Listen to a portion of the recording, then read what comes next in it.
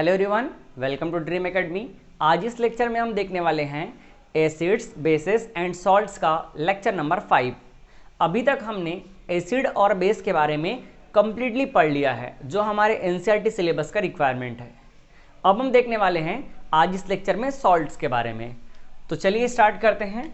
आज का हमारा टॉपिक है सॉल्ट। सॉल्ट कैसे फॉर्म होता है? Salt, it is the combination of anion of an acid and cation of a base. जब एसिड का anion means negative ion and cation of base means base का पॉजिटिव चार्ज आपस में combine होंगे तो सॉल्ट का फॉर्मेशन करते हैं। देखिए यहाँ पे क्या बोला मैंने, anion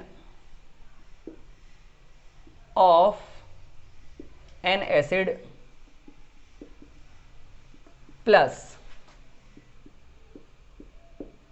cation of a base. जब ये दोनों कंबाइन होंगे तो क्या फॉर्म करेंगे? सॉल्ट का फॉर्मेशन करेंगे। एग्जांपल समझते हैं।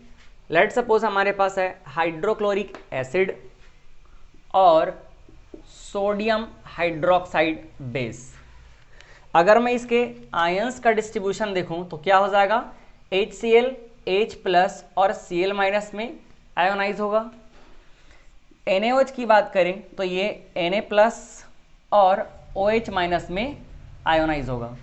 जब ये दोनों आपस में कंबाइन होते हैं तो यहाँ पे एसिड का anion that is Cl minus और बेस का cation that is Na plus आपस में कंबाइन हो जाएंगे और आपस में कंबाइन होने के बाद क्या बनाते हैं? NaCl। तो ये NaCl क्या है? एक सॉल्ट है। और साथ ही देखो यहाँ पे क्या रिलीज होने वाला है। एक तरीके से देखा जाए तो हमने पहले ही पढ़ चुका है, ये क्या है? न्यूट्रलाइजेशन रिएक्शन है। तो यहाँ पर ये दोनों आपस में कंबाइन हो गए और बचा क्या? H और OH। तो यहाँ से वाटर रिलीज हो जाएगा। क्लियर है? तो इस तरह से एसिड का एनायन मीन्स नेगेटिव चार्ज और बेस का केटायन मीन्स पॉजिटिव चार्ज आपस में कंबाइन होके क्या बने? सॉल्ट बनाए। क्लियर है? या सिंपल तरीके से हम ये भी कह सकते हैं कि एसिड और बेस जब न्यूट्रलाइज होंगे तो सॉल्ट का फॉर्मेशन करते हैं। अगर हम पीएच से रिलेट करके सॉल्ट के अलग अलग टाइप देखें तो भी हम इसको अलग अलग टाइप से देख सकते हैं। चलो, on the basis of pH value, तो पीएच ऑफ सॉल्ट करके मैं हेडिंग लगा देता हूं, पीएच ऑफ सॉल्ट। अभी हमने समझा कि सॉल्ट का फॉर्मेशन कैसे होगा। जब एसिड और बेस आपस में कंबाइन होंगे, एक दूसरे को न्यूट्रलाइज करेंगे, तब क्या फॉर्म होगा? सॉल्ट फॉर्म होगा। तो इसकी पॉसिबिलिटी तीन तरीके से है। फर्स्ट पॉसिबिलिटी है कि strong acid plus strong base. तो क्या होगा? न्यूट्रलाइज होने के बाद जो सॉल्ट बनेगा ये भी स्ट्रॉन्ग, ये भी स्ट्रॉन्ग। तो जो सॉल्ट बनेगा ये कैसे हो जाएगा? न्यूट्रल सॉल्ट बनेगा। अगर मैं पीएच वैल्यू के अकॉर्डिंग बात करूं तो इसका पीएच होगा 7। स्ट्रॉन्ग एसिड और स्ट्रॉन्ग बेस का मतलब क्या है? स्ट्रॉन्ग एसिड या strong base are those which ionize completely in water. ऐसे एसिड या बेस जिनको हम जब वाटर में डिसॉल्व करेंगे तो कंप्लीटली आयोनाइज हो जाए या ज़्यादा से ज़्यादा आयोनाइज हो, तो उनको हम बोलेंगे स्ट्रॉन्ग एसिड या स्ट्रॉन्ग बेस। इसके अलावा वीक एसिड और वीक बेस क्या होता है?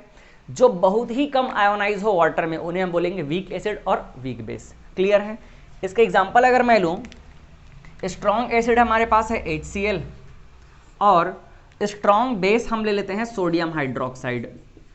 अगर मैंने स्ट्रॉन्ग एसिड बोला HCl को, इसका मतलब ये है कि वाटर में डिसॉल्व करेंगे तो ज़्यादा से ज़्यादा लगभग 100% HCl क्या हो जाएंगे? H प्लस और Cl में डिस्ट्रीब्यूट हो जाएंगे, आयोनाइज हो जाएंगे। इसी तरह NaOH को अगर मैंने स्ट्रॉन्ग बोला, इसका मतलब ये है कि जब वाटर में डिसॉल्व करते हैं सोडियम हाइड्रोक्साइड को तो इसका most of the part ionize हो जाता है Na प्लस और OH माइनस में। क्लियर है? तो जब ये दोनों आपस में कंबाइन होंगे तो एक दूसरे को कंप्लीटली न्यूट्रलाइज कर देंगे और क्या बनाते हैं? NaCl। साथ में वाटर रिलीज करते ही करते हैं। तो ये जो NaCl बना ये क्या है? ये एक न्यूट्रल सॉल्ट है क्योंकि ये फॉर्म हुआ है स्ट्रॉन्ग एसिड और स्ट्रॉन्ग बेस के कॉम्बिनेशन से। इसी तरह दूसरा पॉसिबिलिटी क्या है? सेकंड पॉसिबिलिटी है कि स्ट्रॉन्ग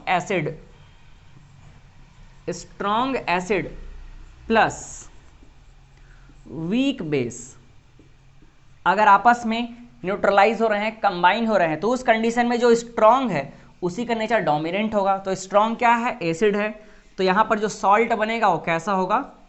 एसिडिक सॉल्ट होगा। और एसिडिक है इसका मतलब इसका पीएच वैल्यू 7 से लेस देन होगा। क्लियर है? तो सॉल्ट का मतलब ऐसा नहीं समझना कि वो हमेशा न्यूट्रल होगा, बिल्कुल न्यूट्रल नहीं होगा, उसके अलग अलग पॉसिबिलिटी है। ठीक है? तो स्ट्रॉन्ग एसिड और वीक बेस जब कंबाइन होंगे तो एसिडिक नेचर का सॉल्ट बनेगा। इसका एग्जांपल हम देख सकते हैं। स्ट्रॉन्ग एसिड के लिए मैं अगेन HCl ही ले लेता हूं। ठीक है? प्लस वीक बेस का एक एग्जांपल ले लेते हैं। हमारे पास है अमोनियम हाइड्रोक्साइड। ठीक है? जब ये दोनों आपस में कंबाइन होंगे तो यहाँ एसिड का एनायन और बेस का केटायन मतलब NH4+ कंबाइन हो जाएंगे तो बन जाएगा NH4+Cl और साथ में वाटर बाहर रिलीज हो गया। तो अब जो हमारे पास सॉल्ट बना है ये अमोनियम क्लोराइड, ये क्या है? ये एक एसिडिक सॉल्ट है। क्लियर है? थर्ड पॉसिबिलिटी हम देख लेते हैं।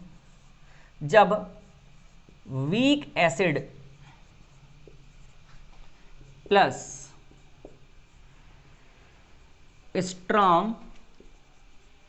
स्ट्रॉन्ग बेस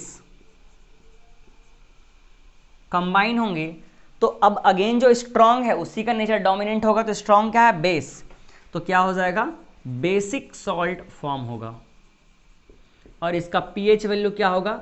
7 से ग्रेटर देन होगा। क्लियर है? चलिए इसका भी एक एग्जांपल ले लेते हैं। वीक एसिड का एग्जांपल हम ले लेते हैं। वीक एसिड है हमारे पास नाइट्रस एसिड या एसिटिक एसिड भी हम ले सकते हैं। तो नाइट्रस एसिड और स्ट्रॉन्ग बेस जो हम पहले से जूम कर रहे हैं सोडियम हाइड्रोक्साइड, तो जब ये आपस में कंबाइन होंगे तो यहाँ से देखिए सोडियम जो बेस का एनायन है और यहाँ से बेस का केटायन है और बेस यहाँ पर एसिड का एनायन NO2 दोनों कंबाइन हो जाएंगे और ये बनेगा NaNO2। ठीक है? और साथ ही यहाँ पर वाटर बाहर रिलीज हो जाएगा। तो हमारे पास इस बार जो ये सब्सटेंस बना है ये कैसे नेचर का होगा? ये होगा बेसिक नेचर का। क्लियर है? तो यहाँ हमने सॉल्ट के अलग अलग वैरायटी देखे। जब स्ट्रॉन्ग एसिड और स्ट्रॉन्ग बेस कंबाइन होंगे तो क्या बनेगा? न्यूट्रल सॉल्ट बनेगा, जिसका एग्जांपल हमने देखा HCl + NaOH क्या बनेगा? NaCl। तो जो NaCl सॉल्ट बना ये क्या है? न्यूट्रल नेचर का होगा, न्यूट्रल सॉल्ट होगा जिसका पीएच वैल्यू 7 होगा। सेकंड हमने देखा स्ट्रॉन्ग एसिड और वीक बेस अगर रिएक्ट करेंगे तो स्ट्रॉन्ग एसिड है तो उसका नेचर डोमिनेंट होगा और एसिडिक सॉल्ट बनेगा जिसका पीएच वैल्यू 7 से लेस देन होगा। इसका भी एग्जांपल हमने देखा स्ट्रॉन्ग एसिड HCl ले लिया और वीक बेस अमोनियम हाइड्रोक्साइड लिया तो क्या बना? Ammonium chloride. अगला पॉसिबिलिटी हमने देखा वीक एसिड और स्ट्रॉन्ग बेस अगर आपस में कंबाइन होंगे तो अगेन स्ट्रॉन्ग का नेचर डोमिनेंट होगा, स्ट्रॉन्ग है बेस तो बनेगा बेसिक सॉल्ट। इसका एग्जांपल हमने देख लिया HNO2 + NaOH और ये क्या बनाया? NaNO2। तो हमारे पास ये जो अब सब्सटेंस बना है ये क्या होगा? बेसिक सॉल्ट होगा। इसके अलावा एक पॉसिबिलिटी और भी है, जब वीक एसिड और वीक बेस रिएक्ट करेंगे तो वीक सॉल्ट बनेगा, मतलब वहाँ पर अगेन किस तरह का होगा? न्यूट्रल नेचर का होगा, लेकिन वीक आपस में रिएक्ट करें इसकी पॉसिबिलिटी बहुत कम होती है। ठीक है? तो ये हमने देख लिया सॉल्ट किस तरह से फॉर्म हो रहा है। अब मैं कुछ सॉल्ट के एग्जाम्पल आपको बता देता हूँ, तो इसको आप नोट कर लीजिए, फिर हम सॉल्ट के कुछ एग्जाम्पल देख लेते हैं। अब हम कुछ कॉमन यूज्ड सॉल्ट के एग्जाम्पल देख लेते हैं। तो एक छोटा सा हेडिंग दे देते हैं, फैमिली ऑफ सॉल्ट। फर्स्ट अगर हम बात करें तो सल्फेट वाले कुछ सॉल्ट हमारे पास प्रेजेंट होते हैं। सल्फेट सॉल्ट, जैसे फर्स्ट एग्जांपल ले लेते हैं हम sodium sulphate, second magnesium sulphate, third calcium sulphate, fourth हमारे पास है पोटेशियम सल्फेट। इसके अलावा कॉपर सल्फेट भी हम ले सकते हैं और भी सल्फेट के आयन बन सकते हैं। सेकंड हम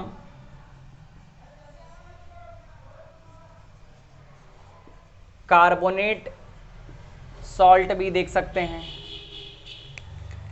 कार्बोनेट सॉल्ट में हमारे पास फर्स्ट ले सकते हैं sodium carbonate, magnesium carbonate, calcium carbonate, और हम यूज कर सकते हैं पोटेशियम कार्बोनेट। नेक्स्ट हम बात कर सकते हैं क्लोराइड का, क्लोराइड सॉल्ट। तो क्लोराइड का सबसे कॉमन सॉल्ट है सोडियम क्लोराइड, पोटेशियम क्लोराइड है, और हमारे पास है मैग्नीशियम क्लोराइड, कैल्शियम क्लोराइड। इसके अलावा हम अमोनियम क्लोराइड का भी यूज करते हैं। अगर हम कार्बोनेट में देखें तो कार्बोनेट में हम जिंक कार्बोनेट का भी यूज करते हैं, तो ये जिंक कार्बोनेट। लास्ट हम नाइट्रेट के भी कुछ एग्जांपल्स देख लेते हैं।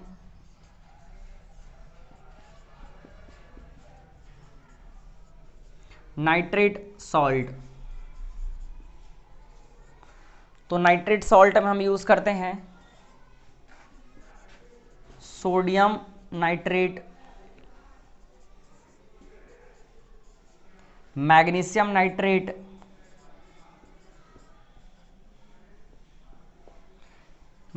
नाइट्रेट, इसके अलावा हम लेड नाइट्रेट को भी एग्जाम्पल में कंसिडर कर सकते हैं। तो ये हमने सॉल्ट के कुछ एग्जाम्पल्स देख लिए। अब हम कुछ कॉमन सॉल्ट जो हमारे एनसीईआरटी सिलेबस में है उनको वन बाय वन स्टडी करना शुरू करते हैं। तो हमारा सबसे पहला सॉल्ट जो स्टडी करेंगे वो होगा सोडियम क्लोराइड, जिसको हम लोग कॉमन सॉल्ट या रॉक सॉल्ट भी कहते हैं। तो चलिए इसको नोट कर लीजिए। इस लेक्चर को हम यहीं फिनिश करते हैं। अब नेक्स्ट लेक्चर से हम उन सॉल्ट्स पे वन बाय वन स्टडी करना स्टार्ट करेंगे।